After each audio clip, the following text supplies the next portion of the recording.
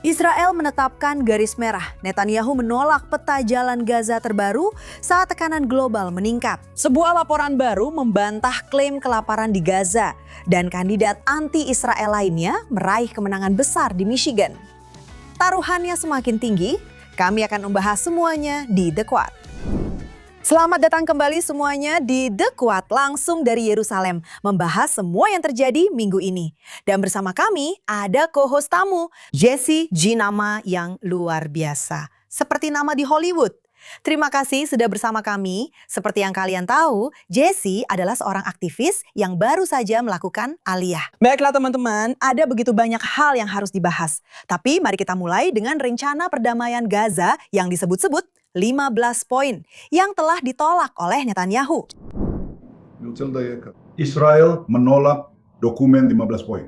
Pasukan pertahanan Israel tidak akan melakukan penarikan apapun sampai Hamas dilucuti dari senjatanya. Dan ketika saya mengatakan pelucutan senjata Hamas, itu berarti senjata berat, senjata yang lebih ringan, dan senjata ringan. Semua senjata. Dan kita berbicara tentang pelucutan yang nyata, bukan pelucutan palsu. Sekarang, saya telah diwawancarai terus-menerus tentang hal ini selama 24 jam terakhir. Karena yang terjadi di sini adalah Trump telah mengusulkan rencana 15 poin. Ingat, tahun lalu kita punya rencana 20 poin. Dan sekarang kita punya rencana 15 poin. Jadi, ada 5 poin yang dihapus. Baiklah, mari kita lihat apa saja 5 poin itu. Karena saya sendiri bahkan tidak ingat. Tapi intinya adalah Netanyahu benar-benar menolaknya. Dan pertanyaannya adalah, apakah ada elemen yang seharusnya tidak kita tolak? Haruskah kita menolak semuanya? Atau apakah kita sekarang menolaknya karena ada pemilu yang akan datang? Dan itu sebenarnya pertanyaan yang diajukan kepada saya. Dan menurut saya itu pertanyaan yang adil, benar-benar.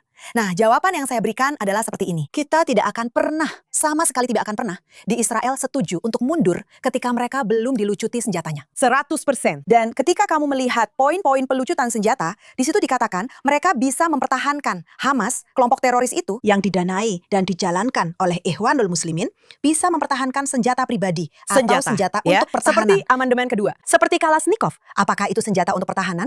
Apa yang dimaksud dengan senjata pertahanan di sini? Jadi pertanyaannya adalah, apakah kita menolak rencana ini? Apakah Netanyahu menolak rencana ini karena urutannya? Dengan kata lain, oke, kalian melucuti senjata, lalu kami mundur.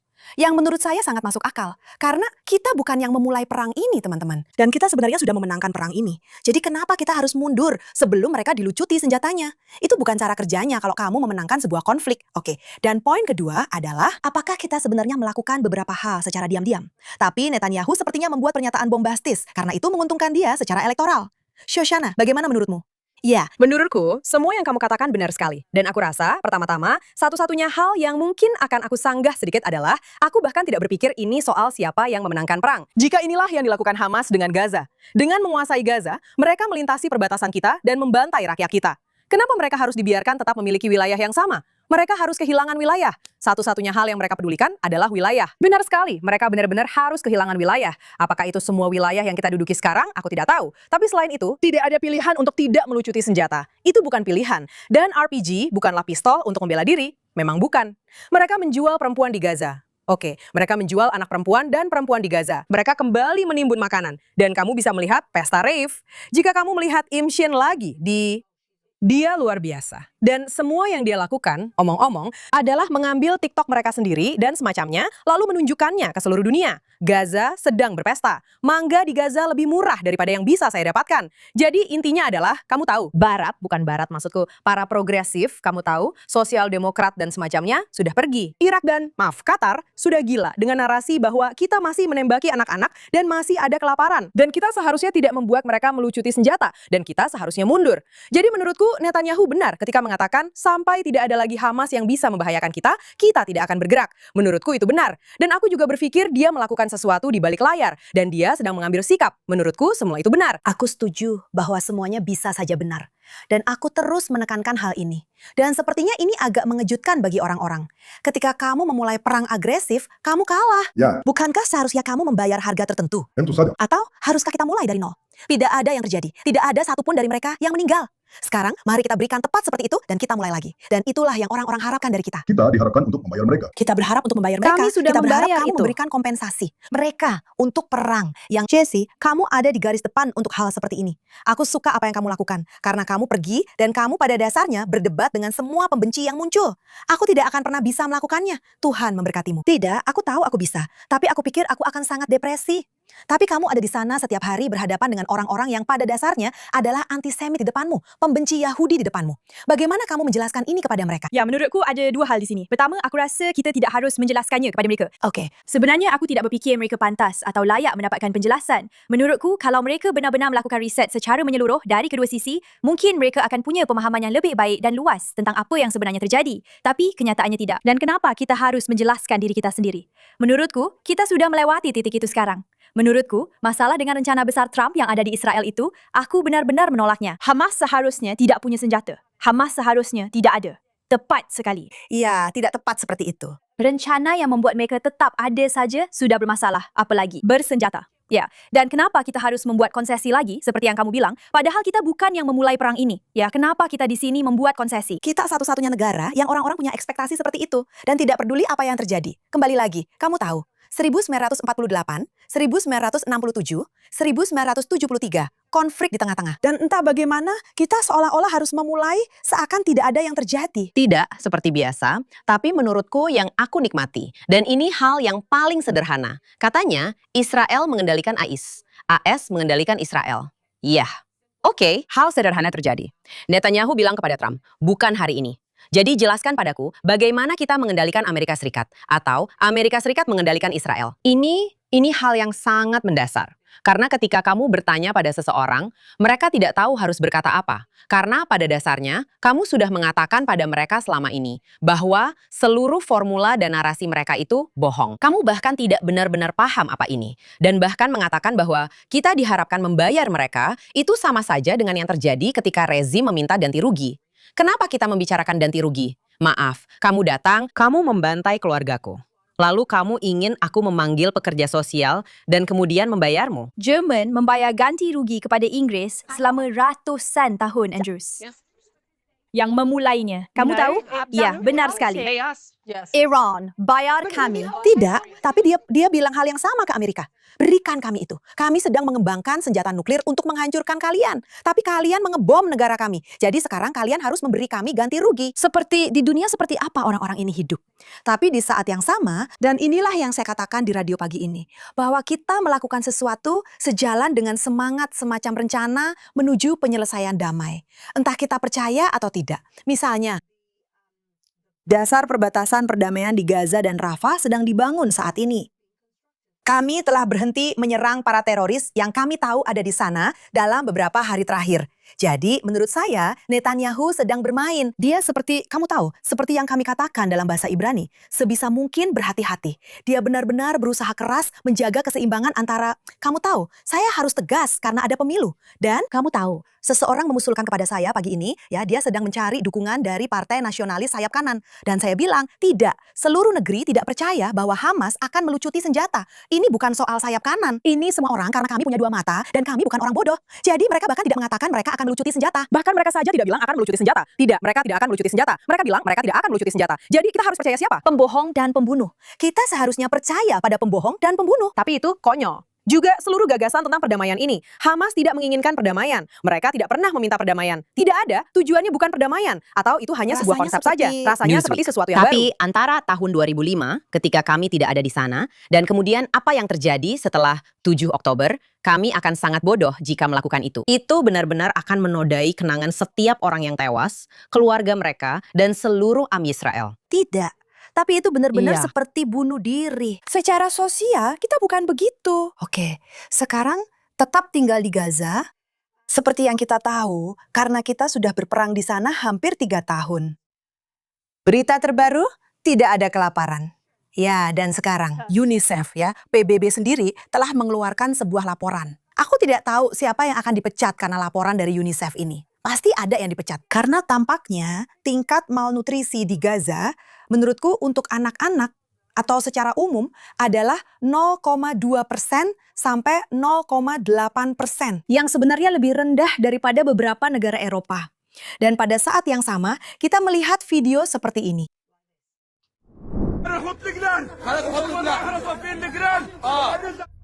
Para penggerak ini, mereka ini. Saya tidak tahu soal hujan. Ambil gambar orang-orang. Ambil gambar orang-orang. Dan beri mereka nama. Paksa mereka, rendahkan mereka. Anak-anak ini yang kalian lihat itu. Anak-anak ini yang kalian lihat itu sedang duduk. Berani. Itu Orang-orang sangat berani. malang yang menderita Orang-orang malang ini, mereka sedang dibicarakan. Seperti yang kamu katakan, keberadaan Hamas adalah sesuatu yang seharusnya tidak perlu kita negosiasikan di sini. Lihatlah orang-orang malang ini. Ada klip lain yang aku lihat tentang anak-anak ini yang dipaksa untuk, kamu tahu, kita pernah melihat itu sebelumnya. Lalu seperti, cut, waktunya makan siang. Dan semua orang cuma duduk-duduk sambil makan siang. Kamu tidak bisa mengada-ada hal seperti ini. Naik. tidak. Dan berapa banyak dari video-video itu yang sudah kita lihat? Karena aku sudah melihat ratusan video Hamas membagikan makanan kepada anak-anak Palestina, lalu mengambilnya kembali dalam 5 detik. Berapa banyak yang sudah kita lihat? Iya. Dan berapa banyak lagi yang dibutuhkan agar orang-orang percaya bahwa itulah yang sebenarnya kita lihat? Ini sangat direkayasa. Tapi kita sudah melihatnya selama bertahun-tahun. Jika kamu ingin tahu apakah pernah ada kelaparan di Gaza, lihatlah Bisan. Dia semakin besar. Lihatlah orang tuanya. Secara harfiah, semua orang semakin besar dan semakin besar. Selama masa kelaparan, ya, bagaimana itu masuk akal? Setiap kali aku melihat video pria Gaza yang gemuk sedang menari, aku berpikir dia sedang mencoba mengatasi kelaparan itu.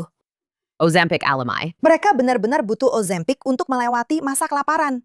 Sadarlah dunia, ini adalah skema propaganda sayop yang telah membuat kalian semua terjebak di dalamnya. Dan bahkan memberikan uang kepada Dan memberikan uang sebagai bentuk kemurahan hati dari Qatar dan Iran, serta sekelompok orang jahat dan kejam lainnya. Tapi kebohongan itu sudah runtuh. Apalagi kalau kita bicara tentang UNICEF dan Perserikatan Bangsa-Bangsa. Mereka melakukan semuanya di Afrika. Itu terjadi dulu di tahun 90-an. Semua orang percaya cerita tentang kelaparan. Jadi sekarang kamu sudah memberitahu seluruh dunia bahwa gambaran kelaparan adalah anak Afrika dengan kwashiorkor dan lalat yang sengaja ditempatkan seperti aktor. Jadi sekarang itulah gambaran yang dimiliki orang-orang. Dan kamu tidak bisa bilang ke aku bahwa seseorang yang 5 kali lebih besar dari aku sedang mengalami kelaparan. Apakah itu kelaparan emosional? Aku tidak tahu. Tidak terlihat seperti itu. Mungkin mereka punya gangguan makan. Pasti gangguan makan. Memang itu. Bukan. Tapi serius, bercandanya kita kesampingkan. Bagaimana mungkin siapapun mengharapkan siapapun setuju pada apapun yang membuat Hamas tetap berkuasa?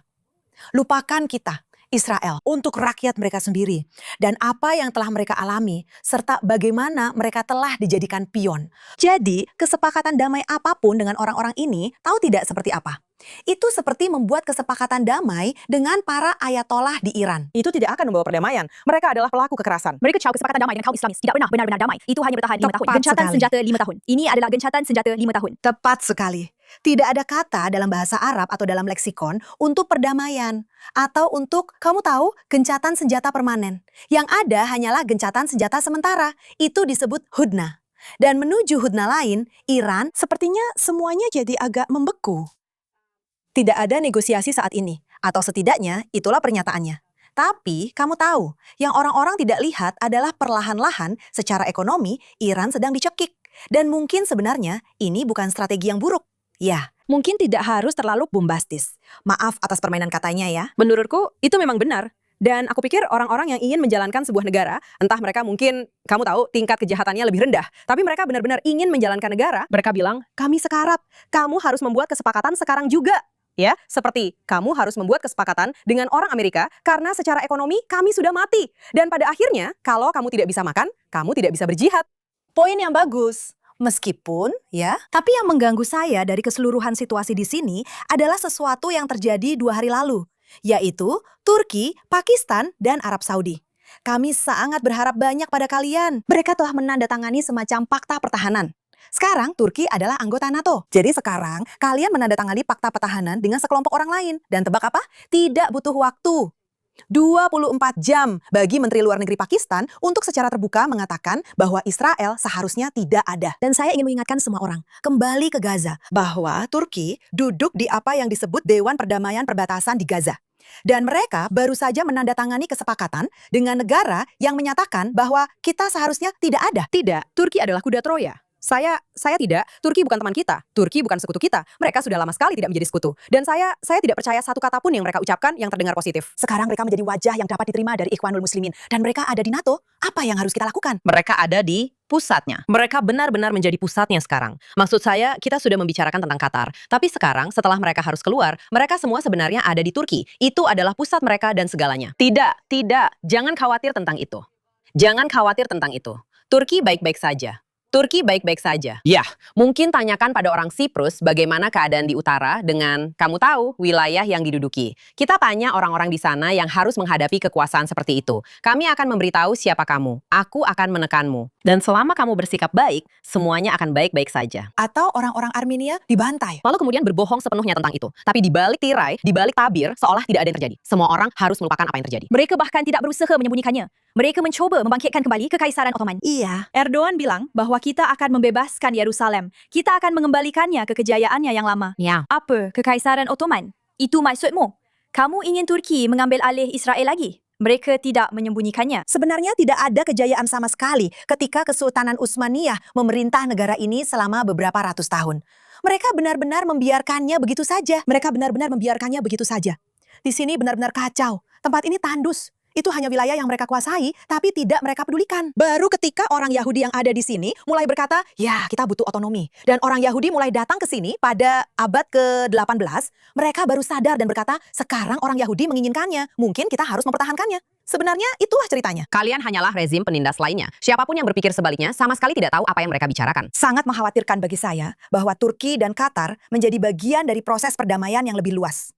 Orang-orang tidak memahami hal ini. Dan saya tahu dari dalam bahwa banyak pekerjaan baik telah dilakukan untuk mencoba memikirkan pendidikan guna deradikalisasi anak-anak muda, anak-anak di Gaza.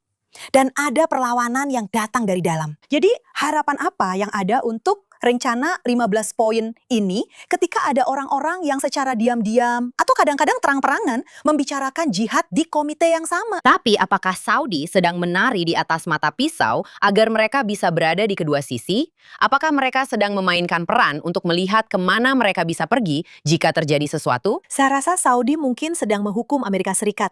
Ada perasaan di Teluk bahwa AS Arta tidak datang untuk menyelamatkan mereka selama perang. Meskipun sebenarnya AS bersama Israel yang memulai perang itu.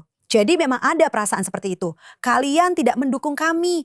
Jadi sekarang kami akan mencari teman lain. Memang ada perasaan seperti itu, Felix. 2 minggu yang lalu, baru saja diumumkan bahwa Amerika Serikat akan membantu Saudi membuat fasilitas nuklir sipil. Jadi, saya rasa kamu benar. Saya pikir mereka memang sedang mencoba menjaga semua opsi tetap terbuka. Yang mana, omong-omong, sudah dilakukan Qatar selama bertahun-tahun. Dan Saudi, kami pikir kalian lebih baik dari itu. Saya akan memberikan sudut pandang alternatif. Silakan. Secara umum, menurut saya, perjanjian pertahanan ini buruk. Ya, namun ada satu aspek yang bisa jadi bagus. Oke. Ini adalah perjanjian pertahanan. Jadi, jika ada yang menyerang Arab Saudi, Pakistan dan Turki wajib turun tangan dan membantu. Benar. Siapa yang sedang menyerang Arab Saudi saat ini? Iran. Jadi, apa yang terjadi? Mungkin mereka akan berhenti menyerang jika itu poin yang bagus. Itu bisa menjadi pencegah, atau bisa juga mereka tidak berhenti menyerang. Dan Pakistan serta Turki wajib turun tangan. Aku ingin sekali melihat itu. Aku ingin sekali melihat itu. Itu bukan pajak. Aku ingin sekali IRGC. Maksudku, itu sudut pandang yang bagus. Tapi sekali lagi, ini sejalan dengan yang kukatakan. Bahwa karena Saudi merasa bahwa memiliki Amerika sebagai semacam teman mereka tidak memberikan daya tangkal, mungkin justru menjadi provokasi bagi Republik Islam. Mungkin inilah yang mereka lakukan untuk menghentikannya. Apakah itu akan berhasil? Kita lihat saja nanti. Mungkin orang Iran akan berhenti menyerang mereka. Mereka tidak menyerang kita. Tidak, mereka tidak Itu melakukannya. Itulah yang terjadi. Begitulah bentuk penangkalan. Baiklah, sekarang kita beralih ke Amerika Serikat. Di mana invasi yang lambat, sangat lambat sedang terjadi oleh sebenarnya tidak begitu lambat oleh Democratic Socialist of America yang pada dasarnya adalah partai Islamis yang bergabung dengan sekelompok aktivis berambut biru yang tidak tahu apa-apa. Jadi kita punya seorang kandidat di Michigan bernama Abdurrahman Muhammad Al-Said.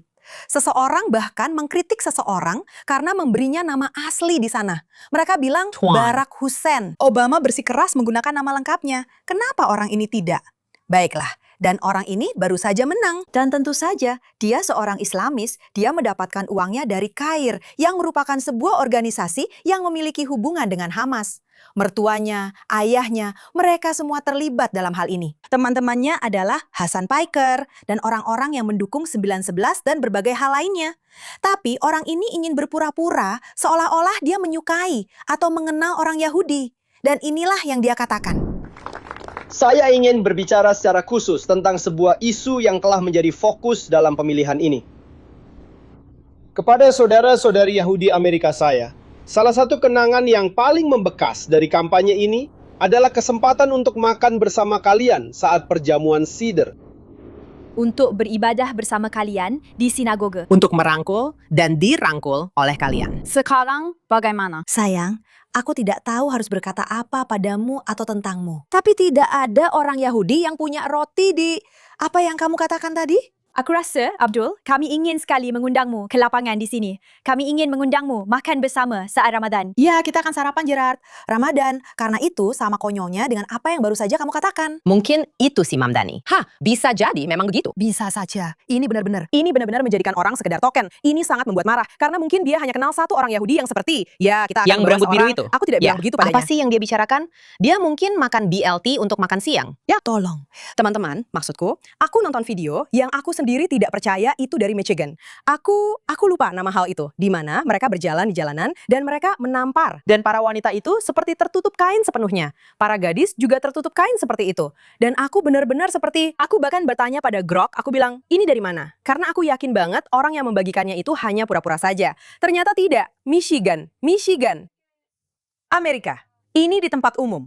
Aku baru saja melihat sesuatu. Kupikir itu di London. Mungkin tidak, bukan London, di tempat lain. Satu rumah sakit beserta tempat parkirnya. Ambulans tidak bisa masuk, diambil alih untuk sholat. Dan para pasien tidak bisa masuk ke rumah sakit. Aku tidak peduli kalau kamu mau berdoa. Tapi doamu tidak bisa mengorbankan, ya. Kamu harus bertanya pada dirimu sendiri. Kenapa kamu berdoa di luar ruangan padahal kamu punya? Itu adalah Apa iya? unjuk dominasi. Mereka melakukannya di London. Mereka tumpah ruah ke jalan. Mereka ingin orang-orang melihat mereka berdoa. Itu kode terselubung.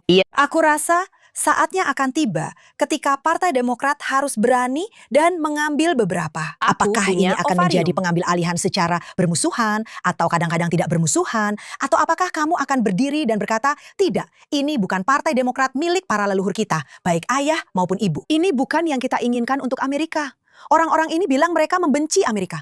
Mereka mendukung 11 September. Ini Abdul Al-Said, Abdurrahman Muhammad Al-Said yang mengatakan itu. Dia yang mengatakannya. Kamu tahu, hari ketika Ayatollah dibunuh adalah hari yang penuh dengan banyak rasa sakit bagi para pendukungnya. Jadi mereka harus peka bahwa seorang pembunuh massal pedofil telah dibunuh. Inilah yang kamu miliki. Kamu, bagaimana mereka menyebutnya? Kamu punya kuda Troya. Ya, kamu punya kuda Troya yang ingin menghancurkan negaramu. Mereka mengatakannya secara terbuka. Mereka tidak menyembunyikannya lagi. Mereka mengatakannya langsung di depanmu. Tapi aku ingat tahun 2021 di Florida, saat itu akhir pekan 4th of July. Aku pergi ke acara kampanye Trump di Florida dan aku ditanya oleh salah satu media. Mereka berkata, kenapa kamu jadi pendukung berat dan kenapa kamu begitu vokal? Dan aku bilang, karena ini akan berubah menjadi negara dunia ketiga. Dan dia berkata, itu pernyataan yang sangat dramatis. Sekarang aku mendengar banyak orang berkata, ini terlihat sangat komunis. Seperti ini benar-benar terlihat seperti negara dunia ketiga. Ya, masih ada. Ini masih negara kapitalis dan masih ada nilai-nilai yang sama. Tapi orang-orang sudah kehilangan arah ketika mereka tidak bisa melihat kejahatan yang terpampang jelas di depan mata mereka dan kamu malah membuka pintu dan menyambutnya masuk. Ya, mereka sudah dicuci otak. Lihat saja sistem pendidikan mereka. Mereka sudah dicuci otak. Qatar. Seseorang bilang ke saya itu gila.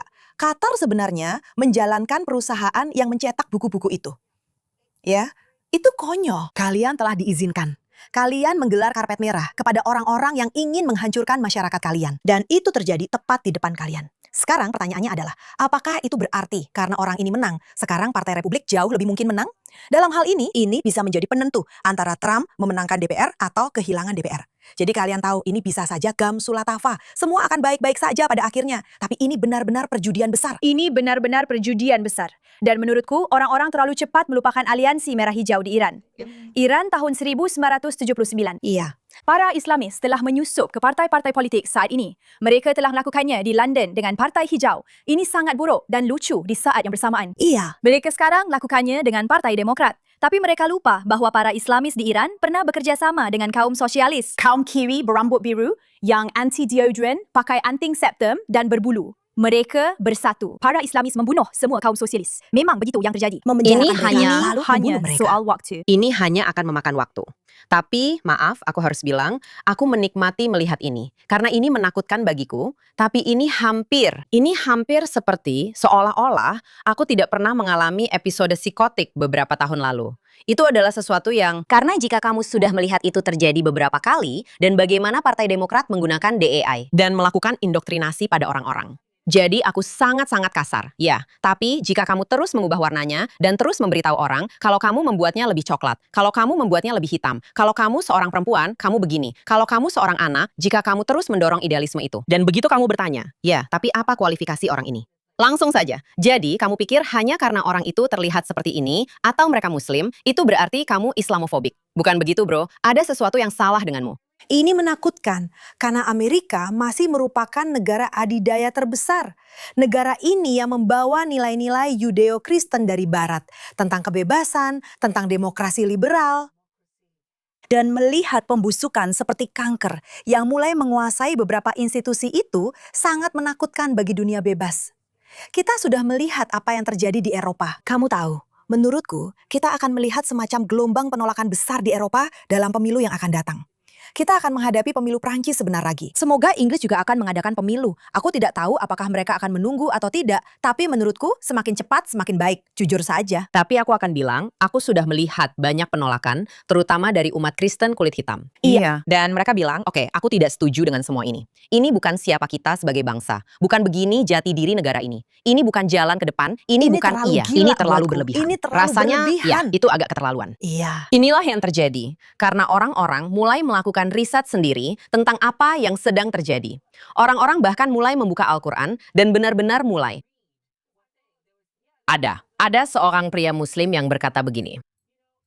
Islam bukan agama perdamaian. Dia benar-benar mengatakannya dengan lantang. Lalu dia berkata, kami tidak berpikir mereka semua bodoh. Beberapa dari mereka bisa membuka Al-Quran dan membacanya. Dan dia mulai mengutip persis apa yang dia bicarakan. Dan itu bukan berarti saya menentang agama seseorang dengan mengatakan itu. Saya tidak. Yang saya maksud adalah orang-orang mulai membuka mata mereka dan melakukan riset sendiri. Dan untuk sekali ini, sebagai seorang Yahudi, saya sangat senang untuk diam dan mengamati orang-orang. Soalnya, nilai-nilai Yudeo-Kristen adalah fondasi Amerika. Tapi Amerika juga sangat berlandaskan Kristen. Hal ini tidak bisa dipisahkan dari itu. Banyak orang Kristen juga mulai angkat suara, bahkan di London, turun ke jalan dan berkata, jika kalian bisa melakukan ini, maka saya akan mulai berkhotbah tentang Yesus Kristus dengan pengeras suara, dan mereka pun ditangkap. Teman saya, Pendeta Haley Ace, dia memberitahu saya bahwa pembelian Alkitab di Inggris telah meningkat 2 kali lipat. Jadi kamu benar, ini memang menciptakan hal itu. Tentu saja. Dan itulah itu yang akan kita lihat. Tapi setelah kabar baik itu dan menunggu revolusi tandingan di sini, kita masuk ke segmen favorit kita, yaitu bajingan minggu ini. Jessie, kamu adalah. Iya, Meskipun kamu menghabiskan sepanjang hari berurusan dengan bajingan di internet. Iya, jadi Siapa bajinganmu minggu ini, sayang? bajinganku minggu ini adalah Aisyah Khan Aziz. Dan mungkin orang-orang tidak tahu siapa dia. Syukurlah. Dia adalah orang yang membuat pernyataan pembuka dalam debat Oxford Union baru-baru ini di mana mereka memperdebatkan apakah Barat harus mencurigai Islam. Dia berargumen bahawa Barat tidak seharusnya mencurigai Islam. Lalu dia mengatakan kepada Tommy Robinson bahawa dia beruntung ada keamanan yang disediakan oleh untuk melindungi Tommy Robinson. Karena jika dia tidak memiliki pengamanan seperti itu, dia akan, tanda kutip, habis. Stephen Yaxley Lennon, yang dikenal oleh para hooligannya sebagai Tommy Robinson. Stephen, ada kerumunan di luar yang sedang rusuh menentangmu malam ini. Dan tanpa perlindungan serta kemurahan hati dari seorang Presiden Muslim Palestina dan komiti eksekutif yang mayoritas anggotanya orang Asia Selatan, kamu benar-benar bakal habis. Jadi intinya, dia membuka acara debat itu dengan mengatakan, kamu tidak seharusnya curiga terhadap Islam. Tapi ingat saja bahawa kamu harus benar-benar bersyukur karena ada perlindungan untukmu. Karena para Islamis di luar sana akan membunuhmu jika kamu tidak punya perlindungan. Ya, maaf. Menurutku itu sudah jadi perdebatan tersendiri. Dia seharusnya jadi pahlawan karena dia sudah menyampaikan argumen untuk pihak lain. Dengan mudah, tunggu. Dan itulah cuplikan yang menjadi viral. Hukum syariah. Kamu tahu, dia yang mengatakannya. Itu saja. Kamu ada di sini karena belas kasihan Aku kami. ingin melunasi. Bersyukurlah. Bersyukurlah. Aku pikir aku sedang kena aneurisma. Seperti, Apa kamu dengar itu? aku pikir dia benar-benar mengalaminya. Dia tidak sadar apa yang dia pikirkan. Dia mengerti apa yang dia katakan. Jelas. Dia sangat, uang itu sudah ada. Penonton bertepuk tangan. Aku bertepuk tangan. Aku merasa itu luar biasa. Aku bertepuk tangan karena alasan yang berbeda. Menurutku itu adalah hal terbaik yang pernah kulihat. Ya, Bodoh, fatal. kamu Tidak. hanya ada di sini karena belas kasihan kami padamu. Itulah inti dari status Aku Jimmy. tidak akan berbohong. Aku tidak sudah akan mengunduhnya. berbohong. Aku sudah mengunduh, aku sudah siap di videonya. Itu Jari punyaku. kaki cincin. Ya, gol bunuh diri abad ini, tapi comeback yang sangat layak Jesse. Terima kasih. Yang terbaik, ya ampun. Baiklah, si brengsekku. Aku punya gelar. Sungguh, aku tidak bercanda. Di bidang studi lingkungan. Kamu tidak punya. Aku punya. Universitas Rutgers, New Jersey. Aku punya gelar di bidang studi lingkungan. Aku sudah ingin menyelamatkan lingkungan sebelum Greta lahir. Dan itu selalu menjadi impianku untuk benar-benar bekerja di bidang itu. Membersihkan sungai-sungai, mengembalikan hutan-hutan, dan membuat bumi menjadi lebih baik daripada yang kita warisi untuk anak-anak. Aku juga ingin menjadi astronot. Tapi aku terlalu pendek. Jadi itu harus aku kesampingkan. Tapi maksudku adalah, aku memang sudah tertarik pada lingkungan dan bekerja di bidang itu. Aku juga pernah melakukan kampanye untuk Greenpeace, mengetuk pintu-pintu di New York dan meminta tanda tangan. Jadi sangat menyakitkan bagiku secara pribadi bahwa bajingan minggu ini menurutku adalah Greenpeace Inggris. Karena Greenpeace Inggris yang seharusnya menangani masalah bahan bakar fosil dan pembakaran merek serta Spanyol, bukannya menyalahkan orang Yahudi, seharusnya berurusan dengan fakta bahwa perubahan iklim itu nyata dan apa yang bisa kita lakukan tentang hal itu. Itu memang tugasmu. Tapi malah kamu suka mengatakan hal-hal seperti sebuah investigasi oleh BBC telah mengonfirmasi dengan bantuan citra AI yang bagus bahwa penembak jitu Israel secara sengaja membunuh anak-anak Palestina dengan menembak kepala atau dada mereka. Jangan berpaling dengan menampilkan slide demi slide yang menjelekan Israel. Apa yang sebenarnya kalian lakukan Greenpeace UK? Hei, ini bukan bidang kalian. Jadi orang-orang seperti saya yang sudah memperjuangkan hal ini selama puluhan tahun, bahkan sebelum kalian ada, tidak punya tempat lagi. Karena kalian membiarkan diri kalian diambil alih oleh orang-orang aneh berambut biru yang bahkan tidak tahu apakah mereka laki-laki, perempuan, keduanya, atau bahkan seekor anjing. Dan ini sangat menghancurkan karena kalian yang seharusnya menggunakan uang dari para donatur untuk membuat segalanya menjadi lebih baik, justru malah menjerumuskan kita semua ke dalam kehancuran. Amin. Tidak, maksudku itu. Aku sangat marah. Iya, sama saja dengan si idiot itu. Dia memang sudah jadi bajingan berkali-kali. Zag, Zak. Rambut tumbuh. Permainan. Pria yang memberitahu wanita bahwa payudara mereka bisa lebih besar. Tentu saja. Ya, sungguh sangat menyedihkan bahwa inilah yang terjadi. Ini kebusukan otak dan pola pikir parasit. Dan semua yang dibahas Gatsat. Sekarang kita ditinggalkan. Bajingan luar biasa. Terima kasih. Bellamy, siapa bajinganmu minggu ini? Bajinganku adalah seorang wanita baik dari Burger King yang dipecat karena mengatakan bebaskan Palestina. Dan namanya adalah Ariana Hamilton. Jadi dia mengatakan bebaskan Palestina dan mengarang seluruh cerita itu. Dan menurut dia, yang terjadi adalah dia tidak memprovokasi dia. Dia hanya ada di sana. Dan kebetulan dia mengeluarkan cangkirnya dan David lalu berkata, "Saya dari Israel. Kalau begitu, tunjukkan rekamannya. Saya yakin Burger King punya rekamannya. Pasti tunjukkan rekaman asli dari apa yang terjadi." 1, 2, seperti biasa, saya memang suka GoFundMe yang seru. Tidak seperti Idiot dari Cornell itu. Tidak seperti idiot dari Cornell itu. Maaf teman, kamu pria kulit putih. Kamu belum membuka bagian dari hal-hal DEI-mu. Jadi dia memulai GoFundMe. Dan dia bilang itu untuk menutupi biaya. Jadi, kalau dia secara teknis bergaji minimum saat itu dimulai, kenapa dia butuh $140.000? Saya sempat tidak memperhatikan selama beberapa hari. Sekarang, dia menggalang $250.000 dan dia sudah mengumpulkan $233.960 dalam waktu kurang dari seminggu. Tapi siapa yang menyumbang untuk ini? Maksudku sebenarnya Siapa yang melakukan ini? Orang-orang yang dia wakili, orang-orang di pihak lain. Dan mereka dengan senang hati akan berkata, ini dia. Ini dia. Kenapa? Kamu tidak bisa menyebutnya rasis. Ya, karena dia berkulit hitam. Bener. Kamu tidak bisa menyebutnya dengan sebutan yang sebenarnya pas untuknya. Padahal sebenarnya dia adalah penipu yang sayangnya memanfaatkan setiap aspek DEI, mencentang semua kotak. Dan dia adalah seseorang yang sebagai perempuan kulit hitam, jangan lupakan Oprah, tapi sebagai perempuan kulit hitam, dia benar-benar ada di posisi paling bawah dalam segala hal. Dia perlu dibantu oleh semua orang. Dia perlu, kamu tahu, didukung. Dia seperti objek belas kasihan yang butuh simpati semua orang. Meskipun aku sudah melihat itu terjadi. Aku benar-benar sudah melihatnya akan terjadi. Kamu bisa pergi sekarang. Ada banyak perempuan berkulit coklat di luar sana yang berkata, aku orang Palestina. Lalu mereka melakukan hal seperti itu di tempat kerja mereka supaya mereka bisa dipecat untuk mendapatkan. Tepat sekali. Penipu. Itu memang ada. Saya ingat di tahun 80-an dan 90-an, kamu tahu, saya seorang pengacara. Ayah saya dulu sering berkata kepada saya, kamu tahu, di Amerika, orang-orang sengaja melompat ke depan mobil untuk mendapatkan uang ganti rugi. Benar? Apa yang sedang terjadi? Ini adalah versi barunya. Ya, jadilah, kamu tahu, seorang antisemit dipecat, lalu buka halaman GoFundMe karena kamu adalah korban. Ya, kamu adalah korbannya. Tidak, aku benar-benar bodoh. Bertahun-tahun lalu, saat aku kehilangan segalanya, aku menelponmu dan aku ingat berkata padamu, aku kehilangan segalanya. Aku berada di penampungan tunawisma. Dan aku bilang, aku tidak akan memulai GoFundMe. Dan kamu bilang, apa maksudmu? Aku bilang, aku tidak akan memulai GoFundMe karena itu akan sepenuhnya mengalihkan pesan dari apa yang sedang aku bicarakan. Tugasku adalah menjadi seorang aktivis dan terus berbicara tentang Israel dan tetap menjadi Yahudi yang bangga. Semuanya akan berjalan dengan sendirinya. Secara psikologis, aku harus berkata pada diriku sendiri, apa yang sebenarnya kupikirkan. Dan kamu dipecat karena kamu Yahudi. Dan karena kamu seorang yang aktif. Pertama-tama, itulah alasan kamu dipecat. Dan kamu tidak pergi. Dan secara tidak langsung, Tim Hajj, pikirkan baik-baik. Kaki, kamu baru saja melakukannya. Tapi aku tidak keberatan kalau kita pura-pura jadi pro-Palestina dan melakukannya, menghasilkan banyak uang, lalu menyumbangkannya untuk tujuan itu. Aku masih menunggu $7.000-ku. Serius, uangnya pasti Serius? hilang di tengah jalan. Kita pasti sudah jadi jutawan. Kalau kita dapat $7.000 setiap kali kita bicara. Baiklah, itu memang layak disebut bajingan.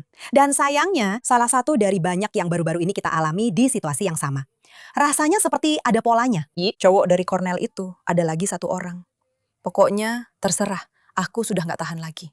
Baiklah, bajingan pilihanku minggu ini adalah pemerintah Irlandia. Sekarang pemerintah Irlandia memang sudah jadi bajingan sejak lama. Dan jangan lupa, mereka adalah pemerintah atau negara yang saat Perang Dunia Kedua tidak berpihak pada sekutu. Ya teman-teman, ini adalah fakta yang jarang diketahui, bahwa mereka tidak berpihak pada sekutu. Mereka tetap disebut netral. Beberapa orang bahkan mengatakan bahwa mereka semacam mendukung Nazi. Tapi aku tidak akan membahas itu. Tapi pemerintah Irlandia memang sangat-sangat menyedihkan dan membenci Yahudi. Ini hanya beberapa hal yang mereka lakukan dalam beberapa tahun terakhir. Mengakui negara Palestina selama perang. Bahkan ketika kami masih memiliki sandera di sana yang sedang disiksa dan dianiaya. Bergabung dalam kasus genosida di Mahkamah Internasional melawan Israel yang tentu saja tidak berdasar. Mereka tidak bisa membuktikannya. Mereka benar-benar mencoba memelintir arti genosida agar Israel bisa dimasukkan ke dalamnya. Dan mereka tetap tidak berhasil. Tentu saja mendukung surat perintah penangkapan Mahkamah Pidana Internasional terhadap Netanyahu. Dan mengatakan mereka akan menangkapnya. Tidak ada yang cukup gila untuk pergi ke negara Anda. Berulang kali menuduh Israel melakukan kejahatan perang. Gagal memberikan bobot yang sama terhadap kejahatan yang dilakukan Hamas. Mengupayakan larangan impor dari Israel. Dan ini membawa saya ke bajinganku kali ini yang berakhir bahagia karena ternyata mereka membeli pesawat-pesawat ini untuk negara mereka. Dan ada teknologi Israel yang seperti anti kabut atau bisa melihat menembus kabut atau semacamnya. Saya bukan orang yang paham teknologi. Dan mereka bilang, tidak, kami tidak mau teknologi Israel di pesawat yang kami beli. Jadi mereka tidak mendapatkannya. Dan tebak apa? Tidak, mereka tidak bisa mendarat saat ada kabut. Dan aku suka itu, aku suka sekali ketika seorang bajingan mendapatkan balasannya. Dan itulah kenapa aku menyebutnya bajingan dengan akhir yang bahagia. Karena pada akhirnya, akhir yang bahagia itu untuk kita yang terus memberitahumu, kamu berpihak pada teroris. Kamu berpihak pada para pembunuh. Kamu berpihak pada orang-orang yang tidak menginginkan perdamaian. Kamu lagi-lagi tidak berpihak pada sisi sejarah yang benar. Jadi, pemerintah Irlandia, kalian adalah bajingan pilihan saya minggu ini. Aku baca itu dan aku harus membacanya lagi. Aku sampai berpikir, ini pasti lelucon. Tidak, jangan berikan aku teknologi yang bisa membuatku lebih aman. Itu dari Israel. Aku tidak mau. Aku akan baik-baik saja. Ya, oke. Kubis dan Guinness mungkin bisa membantumu. Kentang yang disiram dengan irigasi tetes. Pak Ebet omong-omong. Tidak, tapi ironisnya mereka menggunakan teknologi Israel di komponen lain dari berbagai produk lain. Tentu saja mereka punya. Menjauhlah dari kami. Kalian mendapatkannya karena kami yang menciptakan semua ini. Dan omong-omong, iPhone baru untuk kalian semua yang suka membenci di luar sana. iPhone baru dibuat di sini. Jadi mungkin sebaiknya kamu tetap pakai punyamu yang lama saja. Baiklah, dan kita harus membersihkan jiwa kita dengan pahlawan-pahlawan minggu ini. Dan bajingan abadi. Ada banyak sekali pahlawan karena dunia ini masih tempat yang baik. Kita hanya perlu menyingkirkan para bajingan. Bellamy, siapa pahlawanmu minggu ini? Pahlawan saya minggu ini adalah mantan teman sekamar saya, Jordana, atau Jordan yang suka saya panggil. Lihatlah video ini. Kamu mengatakan lewat nausmu bahwa kamu setuju dengan pembunuhan Kamu orang memang Yahudi. begitu. Kamu memang begitu. Apa yang dia katakan? Dia bilang tidak boleh membunuh orang Palestina. Itu yang kamu katakan di sini? Iya. Serius? Itu benar-benar menjadi viral. Itu video dia di Austria, di Mauthausen, di kamp konsentrasi. Dan dia berjalan-jalan di sana. Dan saat pertama kali aku mendengarnya, aku langsung, apakah aku salah dengar? Aku kenal suara ini. Aku kenal suara ini. Lalu aku berpikir, tunggu. Aku melihatnya di halaman miliknya. Dia benar-benar ada di sana.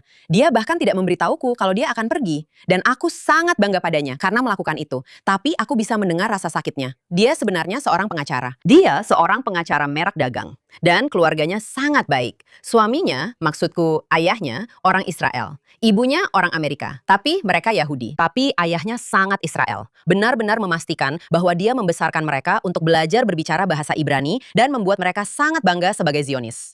Tapi dia tinggal di New York. Goba Gobeseda menjalani hidupnya dengan luar biasa. Dan yang membuatku sangat bangga, aku sampai menangis karena aku merasa bisa mendengar rasa sakit di suaranya. Aku bisa. Untuk sesuatu yang memang dilakukan dengan sengaja. Iya. Dan untuk mereka yang bahkan tidak tahu nama Dalal Mughrabi.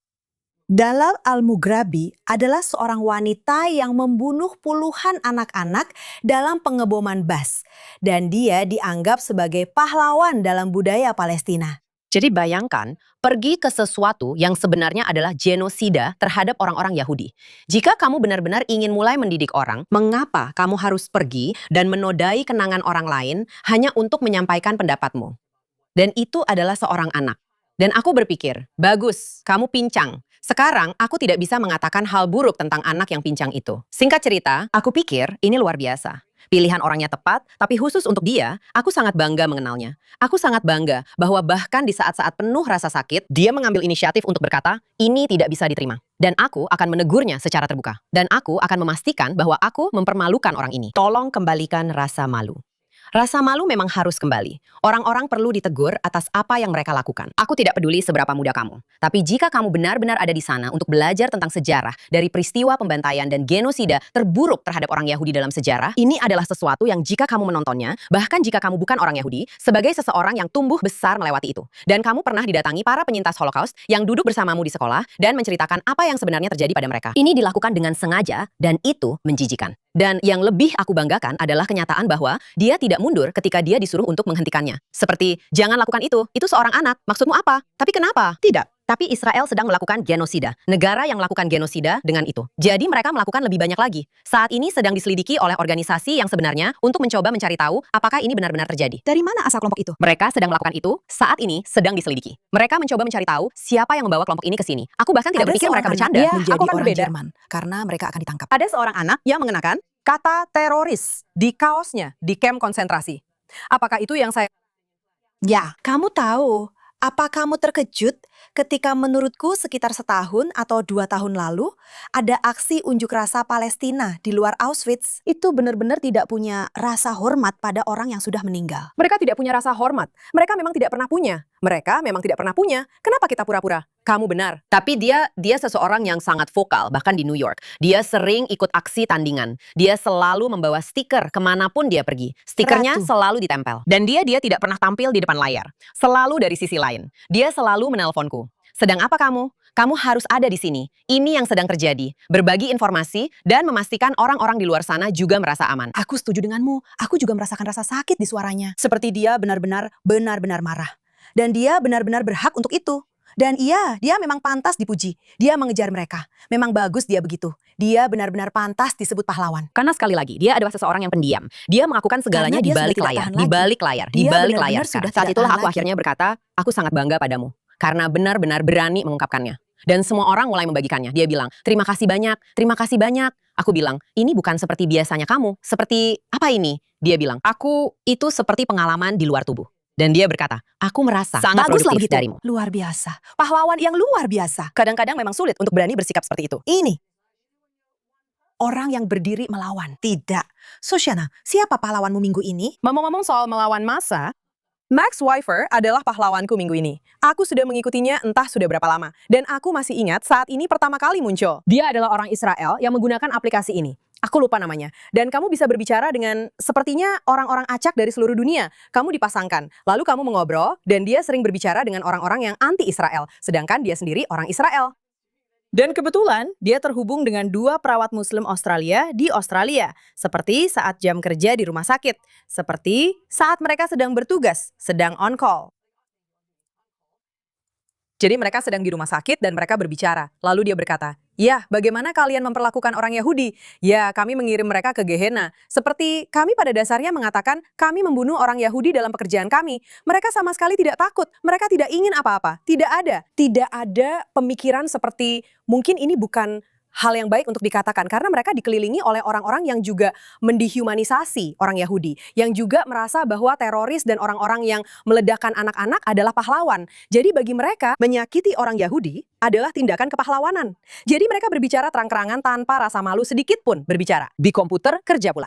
Seberapa bodoh kamu bisa tentang bagaimana mereka membunuh orang Yahudi?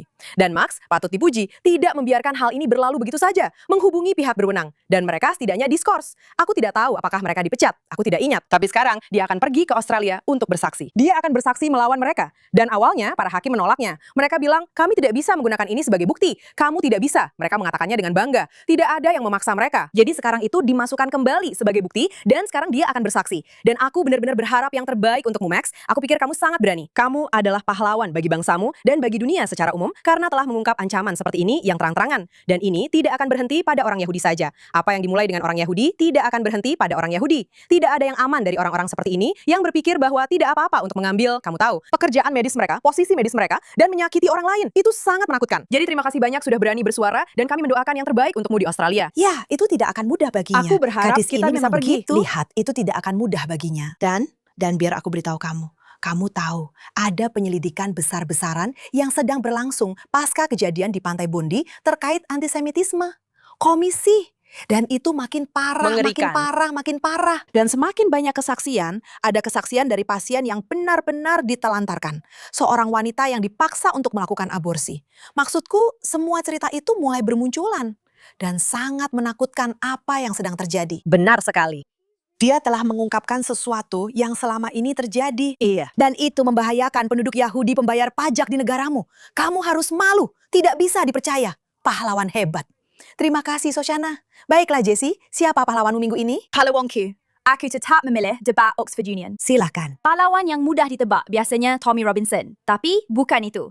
Pahlawanku sebenarnya adalah Lawrence Fox. Dia adalah seorang aktor Inggeris. Sekarang dia berubah menjadi semacam pseudo di Inggeris. Dan dia melawan mereka dengan cara mereka sendiri di debat Oxford Union. Seperti yang saya katakan, topiknya adalah apakah Barat harus mencurigai Islam. Dia menunjukkan sebuah amplop.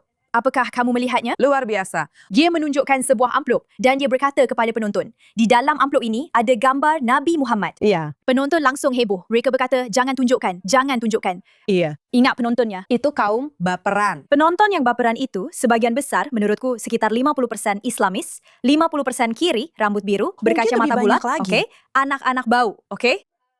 Iya, itu mereka. Dia hampir mengeluarkan gambar ini. Intinya adalah, aku akan membuat semua Muslim marah. Saat dia mengeluarkan gambar itu, dia hampir melakukannya. Semua orang berteriak padanya, jangan lakukan itu, jangan lakukan itu. Para penonton bertanya, apakah kamu boleh membawa alat peraga di sini? Ya, Apakah mereka kita mencoba diizinkan? menghentikannya. Mereka menghentikannya. Dan butuh waktu sekitar 5 menit baginya untuk sampai pada titik di mana dia mengeluarkan gambar itu. Kerana mereka terus menghentikannya. Iya, Lalu dia mengeluarkan gambar itu. Itu bukan gambar Nabi Muhammad. Itu semacam orang lain. Itu adalah seseorang yang ada di antara penonton. Tepat sekali. Dan dia berkata, teman-teman, kalian semua di antara penonton baru saja membuktikan bahawa kita semua curiga terhadap Islam. Karena kalian takut dengan konsekuensi yang akan terjadi pada saya dan keluarga saya jika saya membawa gambar Nabi Muhammad. Padahal sebenarnya saya bahkan tidak punya gambar itu. Dan itu adalah kaum kiri. Itu adalah orang kulit putih yang mengatakan kita tidak seharusnya curiga terhadap Islam. Tapi mereka semua bersama-sama justru curiga terhadap Islam. Lawrence, kamu pahlawan Lawrence. Kamu Iya, ikon. benar sekali. Terima kasih. Itu luar biasa. antara dia dan tentu saja teman baik kita Jonathan Sosadotti. Wow. Tommy yang juga luar biasa, tapi dia membuktikannya. Dan si idiot itu, bajingan pilihanmu minggu ini, membuktikannya lebih lagi. Itu benar-benar telak. Dan mereka kalah. Dan siapa yang kalah? Kita jelas kalah. Tentu saja. Tapi tidak terlalu banyak kan? Tidak terlalu. Itu Tidak, bagus ya sekali. ampun. Kami belum pernah menang. Itu Ini tidak akan pernah soal terjadi. seberapa banyak ilusinya. Dia ada di antara penonton karena penonton. Dan omong-omong, mereka memilih penontonnya. Tentu saja. Mereka memilih penontonnya karena saat debat tahun lalu dengan Mossab dan Yosef Hadadmu, naik, aku kenal beberapa anak Yahudi yang ingin pergi. Dan mereka tidak diizinkan pergi karena mereka memilih. Dia yang menjadi ketua union debate itu. Tepat sekali. Ini seperti apa yang sedang terjadi? Apa yang sedang terjadi? Invasi. Itulah yang Kehancuran sedang terjadi. berat. Baiklah, pahlawan saya minggu ini. Aku merasa dia pernah jadi pahlawan kita sebelumnya. Tapi menurutku, dia pantas mendapatkannya. Salah satu dari sedikit suara waras yang tersisa di Partai Demokrat adalah seorang pria bernama John Fetterman. Yang tetap tenang sejak awal perang, sejak dia melihat pembantaian mengerikan pada 7 Oktober. Dimanapun dia berada, dia selalu mendukung Israel dan dia terus mengatakannya. Jadi, seminggu yang lalu ada video viral yang sangat lucu. Apakah kamu melihatnya? Dari salah satu media drop site ini, yang merupakan salah satu entitas Qatar dan entitas komunis. Mereka mengikuti dia kemana-mana. Tahu kan, menanyainya tentang Israel. Dan dia bilang, aku suka saat Israel membunuh teroris Hamas. Bukankah kamu juga suka saat para teroris itu? Dan kamu ada di grup media yang sangat mendukung Hamas. Kamu suka Hamas kan? Dia sama sekali tidak memberi kesempatan orang itu untuk bicara. Seperti yang aku bilang, dia sangat tenang. Tahu persis di mana posisinya. Dan minggu ini, ironisnya, dia diwawancarai oleh Jon Stewart, yang nama aslinya menurutku adalah John Leibovich atau semacamnya. Dan Jon Stewart pada dasarnya menantangnya balik. Kenapa Israel jadi garis merahmu? Kenapa Jon Stewart? Karena dia punya otak dan dia tidak terindoktrinasi seperti kamu. Dan dia terus bilang, menjadi Yahudi dan Israel itu dua hal yang berbeda. Dan John Fetterman lagi-lagi tetap tenang. Ironisnya, menyedihkan bagi orang seperti kita melihat dan berkata Jon Stewart adalah orang Yahudi. Dan justru bukan orang Yahudi yang melawan indoktrinasi kebencian terhadap Yahudi yang sekarang menyamar sebagai anti-Zionisme dan anti-Israel. Tidak, menjadi Yahudi dan menjadi orang Israel serta mendukung Israel adalah dua hal yang berbeda. Tidak, teman. 92% orang Yahudi adalah Zionis. Karena kami tidak ingin bunuh diri. Karena kami tahu bahwa ini adalah tanah leluhur kami. Dan kami punya hak untuk menentukan nasib sendiri. Seperti negara-negara lain di dunia. Seperti 55 negara muslim. Ada apa denganmu, Jon Stewart, antek Partai Buruh? John Fetterman, kamu adalah pahlawan. Kamu mewakili sikap yang seharusnya diambil Partai Demokrat. Kewarasan, akal sehat yang dulu pernah menjadi bagian dari Partai Demokrat, sekarang sudah hilang. Dan kamu adalah orang terakhir yang memegang bendera itu. Dan alasan kamu mengatakan bahwa Israel adalah garis merah saya, karena Israel memang garis merahnya. Antara kewarasan yang kamu pegang dan kegilaan, di mana semua orang di partaimu yang anti-Israel adalah kegilaan, doktrinasi, dan empati yang membahayakan diri sendiri. Jadi Tuhan memberkatimu, John Fetterman.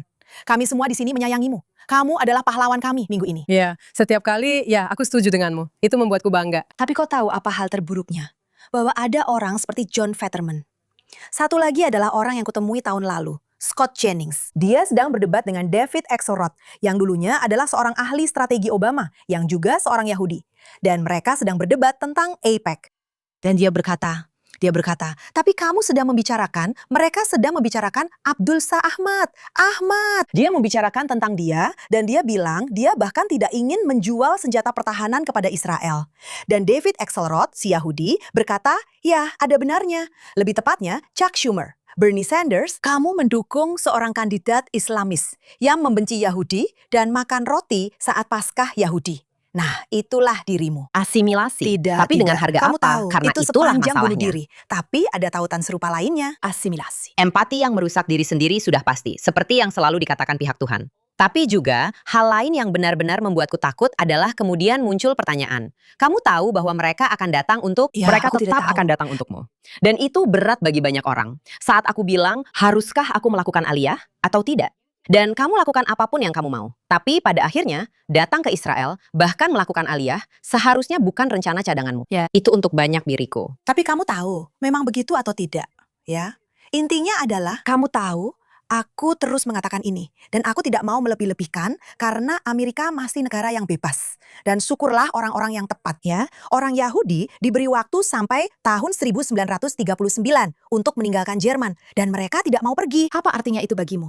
Itu menunjukkan bahwa mungkin kamu tidak memahami ancaman ketika itu sudah ada di depan mata. Dan menurutku orang-orang Yahudi ini adalah contoh utama dari orang-orang yang tidak melihat bagaimana mereka akan dimakan, tapi tetap saja akan dimakan, meskipun terakhir. Seperti yang dikatakan oleh Winston Churchill yang hebat, si pengala adalah orang yang memberi dan memberi makan buaya, dengan harapan mereka akan dimakan terakhir. Itulah yang telah kamu jadi. Kalian orang Yahudi dari Partai Demokrat. Dan syukurlah kita punya beberapa orang non-Yahudi yang waras seperti John Fetterman yang berani bicara dan menarik garis tegas tentang apa yang sedang terjadi. Acara ini seperti terapi bagi kami semua. Dan saya harap ini juga menjadi terapi bagi kalian semua. Kami berdoa untuk perdamaian. Kami berdoa agar para tentara yang terluka segera sembuh. Kami berdoa untuk keluarga-keluarga yang telah kehilangan anak-anak mereka. Dan kami berdoa untuk wilayah yang lebih baik. Kami akan bersama kalian minggu depan. Terima kasih sudah menonton.